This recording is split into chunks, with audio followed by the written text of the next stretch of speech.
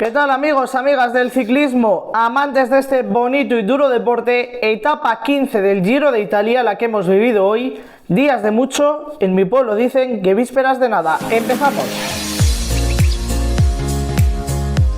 Bueno, y empezamos hablando de una etapa que prometía, de una etapa con dos puertos de primera categoría, uno más de segunda categoría, que, bueno, pues protagonizaban esa parte final de la jornada de hoy, 80 kilómetros en los que era subir, bajar, subir, volver a bajar y en este caso volver a subir, porque la etapa terminaba en alto, terminaba en Cogne. Bueno, ¿qué hemos tenido en la jornada de hoy? Bueno, pues hemos tenido poquita cosa, eso sí, en cuanto a los favoritos, y ahora pasamos a hablar de los favoritos porque, bueno, ayer os decía, vamos a hablar mañana de cómo queda la general, vamos a hablar antes del día de descanso de cómo nos queda esta clasificación general. Bueno, pues lo que podíamos decir ayer es lo mismo que podemos decir hoy. Ahora vemos si os cuento y os doy mi opinión de lo que espero para estos próximos días, pero vamos a hablar de la etapa de hoy, de esa fuga de 25 corredores que ha costado mucho hacerse, eso sí, en el kilómetro 80, en la que hemos visto protagonista Mathieu van der Poel.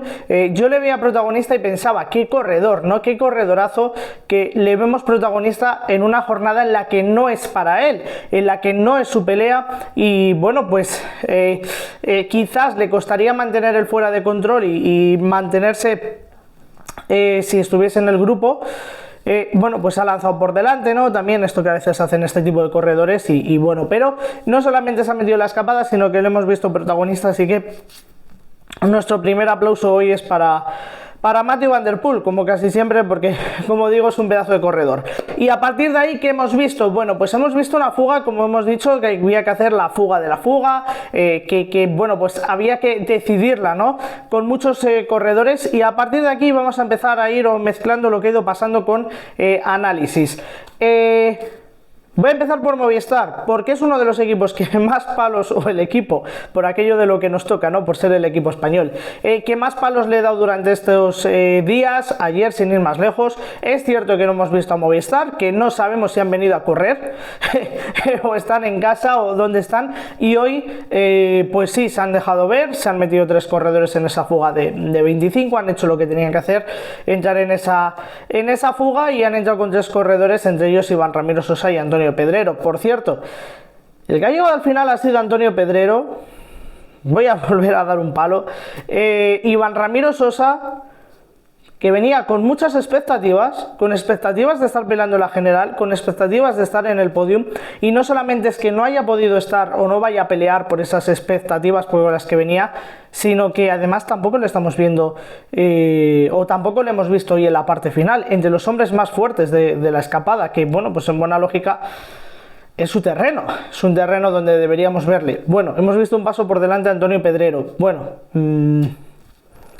yo ahí dejo el análisis, ahí dejo las cosas, yo dejo los balones botando, como en el baloncesto, y luego ya para rematarles, os dejo a vosotros en comentarios. Pero sí que es cierto que Iván Ramiro Sosa esperábamos más de él mismo yo creo que también esperaba más de él.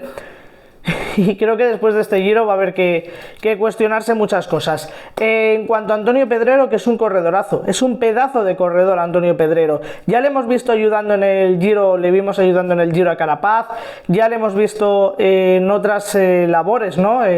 Bueno, pues de gregario, y le tenemos ahí. Y en un día como hoy ha sido tercero, ha llegado a 2 minutos, si no me falla la diferencia, si no me fallan las cuentas o la memoria, mejor dicho. Ha llegado tercero en una etapa dura, ha estado en el corte definitivo y le tenemos ahí. Quizás no tenemos un líder, quizás no tenemos un corredor con un marketing como en otros casos, quizás no tenemos un grandísimo corredor para grandes vueltas, incluso para victorias, ¿no? Antonio Pedrero va a contar con los dedos de la mano sus victorias en su carrera deportiva, posiblemente, pero es un corredor que lo tenemos ahí, lo tenemos para fugas, un tipo Marc Fraile, un tipo Omar Luis León. Lo demás, Luis León es un poquito más diferente, ¿no? Pero sí un tipo Marc Fraile, lo tenemos ahí y creo que nos va a dar muchas alegrías, creo que nos va a dar y que nos puede dar muchas alegrías el ciclismo español. Es joven y, como digo, tercero en una etapa del Giro como la de hoy. No es fácil, no es fácil, y tampoco es fácil coger el corte bueno. Hay veces que hay que tener esa pizca de suerte y también esa fuerza, ¿no? Para coger el corte bueno, y él lo ha cogido. Ha tenido tanto la suerte como la fuerza para coger el corte bueno. Así que Antonio Pedrero, que ha sido tercero en la etapa de hoy, que nos alegramos, que es un paso adelante de Movistar, pero que han dejado pasar muchas oportunidades. Que sí, que hoy sí, bien, pero han dejado pasar muchas oportunidades obcecándose en una general que prácticamente habían perdido desde el primer día, prácticamente desde el día del Etna, incluso desde el día del Blockhouse, ahí ya, bueno, incluso no, ahí ya definitivamente. Y ahora lo que nos van a quedar son días duros de montaña, en los que vamos a ver si hay un corredor de Movistar que puede llevarse la victoria de etapa, y donde les va a ser difícil pelear, porque si ya en esta semana empezamos a quitar los días que entren los hombres de la general, nos van a quedar pocas opciones de victoria para los fugados, porque vamos a ser realistas, creo que ahora mismo Movistar no puede lograr esa victoria de etapa entre los mejores, no entre los favoritos. Si no es a través de una fuga, yo creo que no la puede lograr. Si quitamos el día el jueves, que es el día llano o el día menos montañoso de la semana que viene, quitamos el domingo la crono, nos van a quedar de 6 días 4 oportunidades, y como digo, va a ser difícil que Movistar sume esa victoria de etapa, y si no suma esa victoria de etapa, Movistar para mí será un fracaso este Giro donde venían a pelear la general. Si no te llevas ni victoria de etapa ni un top 20, bueno, top 20 seguro lo harán, pero ni un top 10 en la general, es un fracaso de este Giro para Movistar, lo mismo que va a ser un fracaso para Lotto Soudal, pero en este caso por la parte de Caleb Ewan y equipos que están ahí peleando con el descenso. Movistar tiene un colchón que ha ganado gracias a Valverde, pero y que, bueno, pues en la vuelta y en el Tour, Enric Mas dará esos puntos, ¿no? que haga manejar ese colchón respecto al descenso. Pero le viene un problema a Movistar, hay que reemplazar a Valverde, y ya lo hemos visto en este Giro, aunque en este Giro está Valverde, pero ya lo hemos visto que el reemplazo un poco de aquella manera podía ser Iván Ramiro Sosa, no para el papel de Valverde, pero sí para buscar las victorias en las generales, o buenos puestos en las generales que al final te den puntos, y ya estamos viendo que Iván Ramiro Sosa no está respondiendo a lo que se esperaba. También quizás no es un corredor que de momento no se haya demostrado que puede estar peleando una gran vuelta. Bueno, es cierto, complicado futuro se le presenta a Movistar, que va a tener que sorprender con algún fichaje, veremos si el de Carapaz. En cuanto a la victoria de etapa, Giulio Ciccone, que ha resuelto la fuga. Primero se formó ese terceto, ¿no? Con el propio Giulio Ciccone, con Antonio Pedrero y con Buitrago. Por cierto, ahora hablamos de Buitrago. Llegó Hugh Carthy por detrás. Bueno, luego ya camino del último puerto. En el último puerto atacó Giulio Ciccone para marcharse en solitario. Y quiero hablar de la victoria de Giulio Ciccone. He hablado del tercero, que ha sido Antonio Pedrero, y quiero hablar de la victoria de Giulio Ciccone. Una victoria de un corredor espectacular. A mí me quedará en la imagen grabada, creo que ya fue con Trek Segafredo, porque no recuerdo el año, pero no le recuerdo vestido de Bardiani, así que creo que ya fue con Trek Segafredo. No recuerdo el año, fue antes de la pandemia, no recuerdo si fue el Giro el 18 o el 19. A mí siempre me quedará grabada en la memoria la imagen de Giulio Ciccone llegando a línea de meta, una etapa que gana, que acababa abajo. No recuerdo, como digo, ni el año ni dónde terminaba la etapa, pero bueno, que hacía muchísimo frío, que iba tiritando, que pasaba un frío enorme, pero que estaba ahí luchando, ¿no? Pues siempre me quedará esa victoria, o la retina, esa imagen de Giulio Ciccone, que es un pedazo de corredor, que es un corredorazo, un corredor de una manera espectacular, que es quizás ese corredor que decíamos que no es para ganar una gran vuelta en principio, pero que sí que es un corredor para pelear por fugas y para pelear etapas como las que ha ganado hoy. En su temporada había hecho séptimo en la Comunitat Valenciana, había hecho séptimo también en la otra carrera que había estado en España, en Cataluña, había sido quinto en Fermo, en la etapa de la Tirreno, que terminaba enfermo No, enfermo. Y bueno, pues se lleva esta victoria en el Giro, que por cierto no había conseguido todavía una buena posición me refiero a un top 10, top 15, ni siquiera un top 20 creo en ninguna de las etapas, pero bueno, se lleva esta victoria, que es una victoria de auténtico mérito, que es una victoria que bueno, pues hace el trabajo de Trek Segafredo en este Giro de Italia, hace que sea excelso, lo mismo que decía yo de Movistar y de Lotto Soudal. En este caso el trabajo de Movistar hace que sea excelso, ¿no? Y hace que sea un Giro espectacular lo que está haciendo haciendo el equipo norteamericano, porque los días de líder, de Juanpe López, más esta victoria, y todavía queda una semana en la que pueden hacer cosas importantes, así que gran Giro de Trek que se haga Fredo. Y decía que iba a hablar de Santiago Buitrago.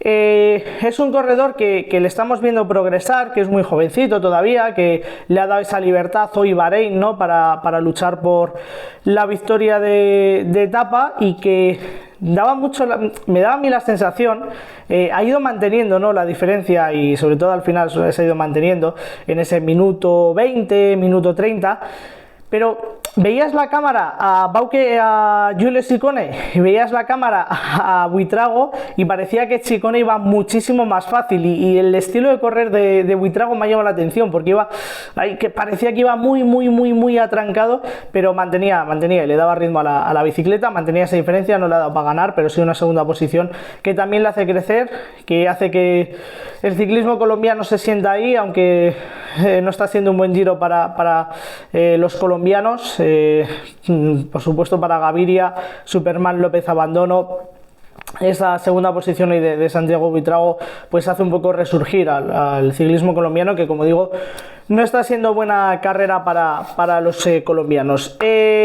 Primero Ciccone, segundo Buitrago, tercero Antonio Pedrero. Ya hemos hablado de la fuga de Mathieu van der Poel, ya hemos hablado de Movistar, y vamos a hablar de los favoritos. Decía yo en la intro que días de mucho, vísperas de nada. Bueno, si nos hubiesen preguntado qué etapa iba a ser más decisiva para la general, si la de ayer o la de hoy, todos hubiésemos dicho que la de hoy, que era mucho más decisiva de cara a la clasificación general, que en principio debía ser así. Bueno, pues no ha sido así, y esto nos deja entrever que muchas veces la montaña no es tan decisiva, o que da un miedo a los corredores y a los equipos que hace que sean más amarrategui.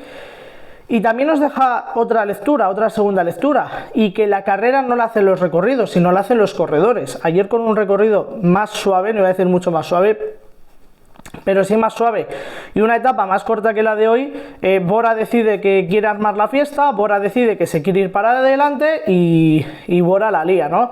Y hoy pues una carrera más controlada, se va a la fuga. Sí que es cierto que ha costado hacerse la fuga, pero se va a la fuga, y es cierto que el recorrido ayer nos parecía muy bien, el recorrido de hoy no nos parece tan bien visto, pero bueno, sí que es cierto que el recorrido estaba planteado para hacer movimientos desde el segundo puerto, no esperar al final en Cogne, no esperar a ese último puerto, porque eran rampas del 4%. Sí que es cierto que costó hacerse la fuga, y que era una fuga donde era un día donde, si los favoritos querían moverse, tener un compañero por delante iba a darte mucho, porque en ese último puerto tener compañía iba a darte mucho, y es un poco quizás lo que ha faltado, ¿no?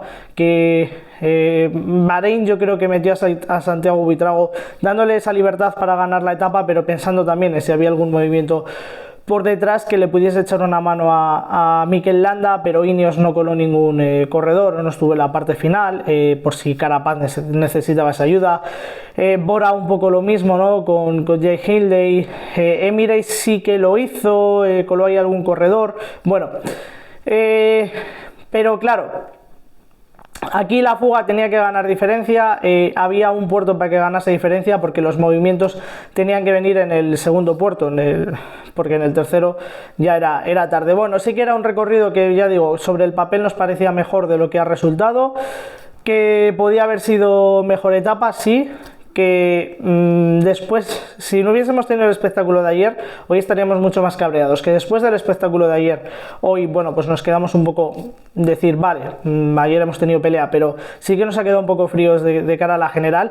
Y ojo, nos queda una semana, lo he dicho antes, con 6 días de competición. Un día será crono, otro día será no llano, pero tampoco montaña, pero nos quedan 4 días prácticamente de montaña, donde, bueno, pues los corredores de la general deben batirse en un duelo ya desde el martes, miércoles, y a partir de ahí pues veremos qué pasa. Tenemos 4 corredores metidos en un minuto, que son Richard Carapaz, Jay Hindley, Joao Almeida y Mikel Landa. Yo creo que de esos 4 el que peor en crono va es Mikel Landa. Yo creo, no, el que peor en la crono va es Mikel Landa. Es cierto que no es una crono para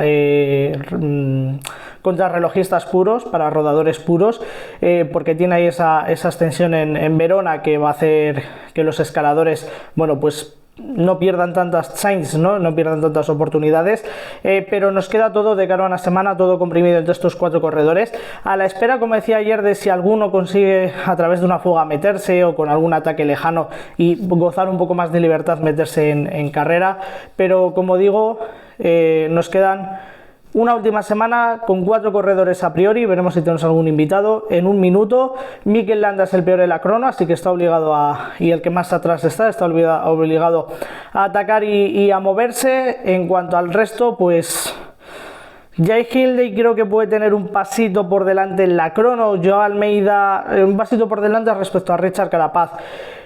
Yo Almeida, pero sí que en la montaña le veo un poquito por detrás a Hindley respecto a Carapaz. Yo Almeida lo pondría ahí entre medias de Carapaz y Hindley, así que bueno, sobre todo viendo esa última jornada de Verona. Así que bueno, nos queda una semana en la que la general se tiene que decidir, en la que van a pasar muchas cosas, muchísimas cosas, y bueno, sí que hacer la crítica al Giro de Italia, que llevamos 2 semanas en las que no hemos hablado prácticamente nada de la general.